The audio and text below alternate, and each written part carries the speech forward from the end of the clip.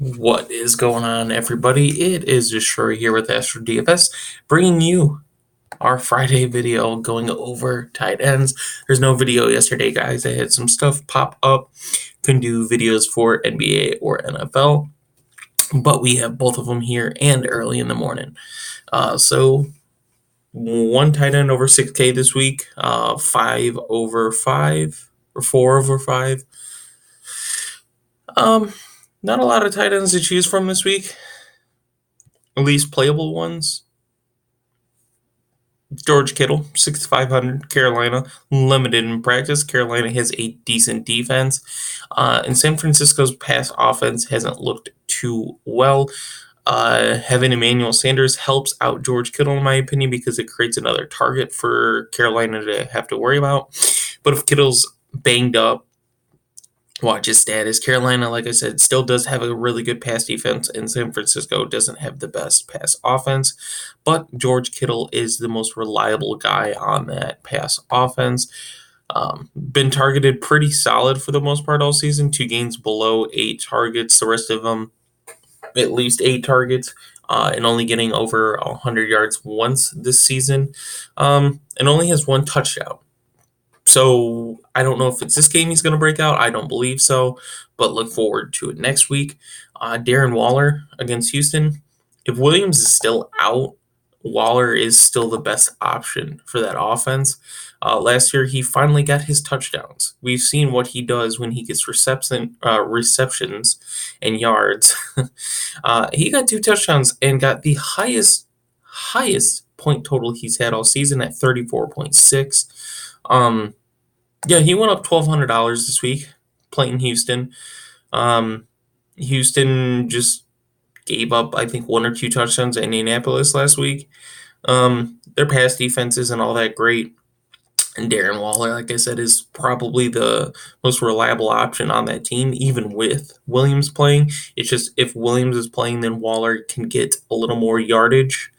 But still always going to get a lot of targets and a lot of yards. So always a playable option there. Austin Hooper has just been amazing this season. The only thing is if Matt Ryan is going to play. Hooper did get saved with a Matt Schaub touchdown. Otherwise, he would have had less than 10 points last week. But he's been killing it all.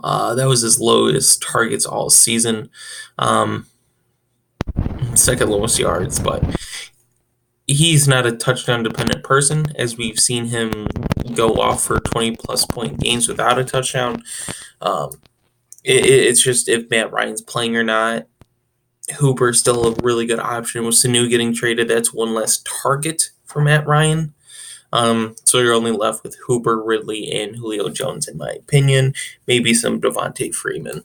But, really good, reliable tight end. One of the best tight ends this season so far. So 5,500, great price again.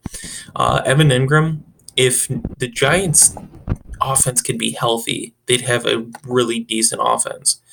Got targeted 5 times last week, only 1 reception for 6 yards. He's only had 2 really good games this season. Both of them is when he's got touchdowns also. The Detroit defense is not good. In my opinion, they're a decent run defense, not elite, not good, but decent, and that creates a lot, especially if Saquon Barkley is the running back and they have to commit a little more to the run game to just try to stop Barkley if he's healthy. Leaving Evan Ingram in a great play here because most linebackers are going to be more focused on Barkley than Ingram, so he can get a few sneaky catches in there. And a great price point for him, 5,300 after being like 6K. What was he? 6.5, 5.8, 5.7. So lowest he's been since week 3. So really good price point there, really good matchup. Zach Ertz against Buffalo. I'm not going anyone with Philly until I see Philly's offense do what they've done before. That team just is all over the place. Hunter Henry against the Bears. Since coming back from injury, you just look at his last 2 games. He's got 48.7 points in those games. He's got 14 receptions for 197 yards and 2 touchdowns. He's playing the Bears, who are at home. That team is all over the place. And anytime they could spark and just be the best defense in the world, allow no points. But until Mitchell Trubisky steps up and be the quarterback that team needs, that defense is going to be on the field a lot more. So always given a lot more opportunities for any offense there. 4,900, I mean, statistically, the man is on fire. Gerald Everett, price point went up a little bit, 4,300 playing Cincinnati. Cincinnati has a terrible pass defense. I love Everett. It's just Cincinnati's pass defense to receivers is terrible. And I just see those three receivers going off: Kupp, Woods, Cook.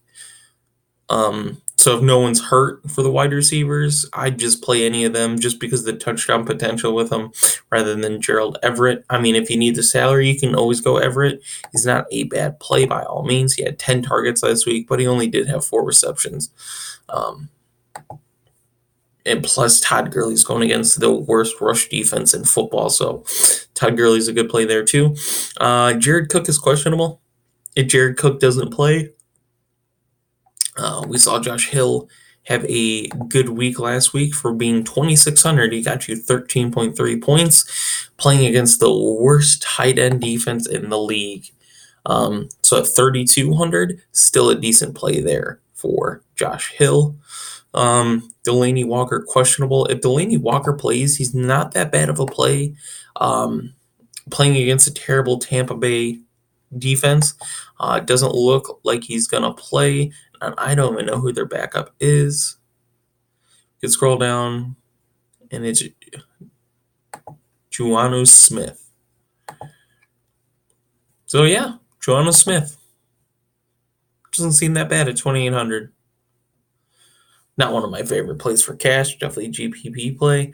Hawkinson. And he's just been dropping some key opportunities that makes his value go down. You see his performance week 1. You think he's probably going to be one of the best tight ends this season. That is not the case. 3,500 playing a terrible Giants defense. And he has potential. And any one of those 3 guys, Amendola is pretty just a solid guy, but Jones, Galladay, Hawkinson, any one of the 3 of them can go off like we've seen all season. We've seen all of them have 25-plus point games this season. So at any point, any one of them can go off. It's just who Matt Stafford likes that game. Fells is definitely a really good option here, Darren Fells, going against Oakland, who just got destroyed last week. It's just they run a lot of 2 tight end personnel, and you don't know which tight end is really going to see the bigger production. We've seen Atkins have 2 touchdowns.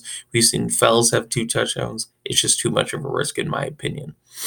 Eric Ebron playing a really good Denver defense. Jacoby Brissett just had a really good week, and Eric Ebron finally,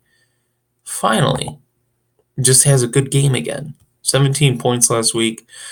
Nothing too spectacular, but for what he did at the second half of last season with Andrew Luck, it's nice to see him have a decent game. 3,400 this week against Denver, though, that just brings up a lot of concerns, especially with 2 really good defenses playing against each other. O.J. Howard popped up on the injury report, did not practice. That's worrisome because I really did like O.J. Howard this week against Tennessee. Josh Hill, we already talked about. I'm not playing a Cleveland player this week. Trey Burton, if you want to pay $3,000 for somebody with a very inconsistent quarterback right now, go ahead. But we have yet to see Trey Burton do anything spectacular. And that's pretty much it. You could talk about a Seattle tight end playing Atlanta. If you're going to play Seattle tight end, play Hollister. The reason being is Luke Wilson is a blocking tight end. Granted, he's the starting tight end. He's a blocking tight end. Don't expect him to get catches. He's not going to. He's been targeted, 7 times for 5 receptions? Yeah, that's a no. Go Hollister. He's a receiving tight end for that team. And then if you want to play Buffalo tight end, play Knox. That's it. There's not really any other plays that just stick out, in my opinion, without breaking down the price point. At that point, it's just a risk. It's a GPP, not cash. So that's it for tight ends this week, guys. Tomorrow will be defenses. So tune into that video. Make sure you're watching our NBA content. We're 2 for 3, I guess you want to say. So definitely watch those videos too. Thank you guys for watching. Leave a like if you did enjoy. Subscribe for more content and follow us on Twitter at AstroDFS, guys. Thanks for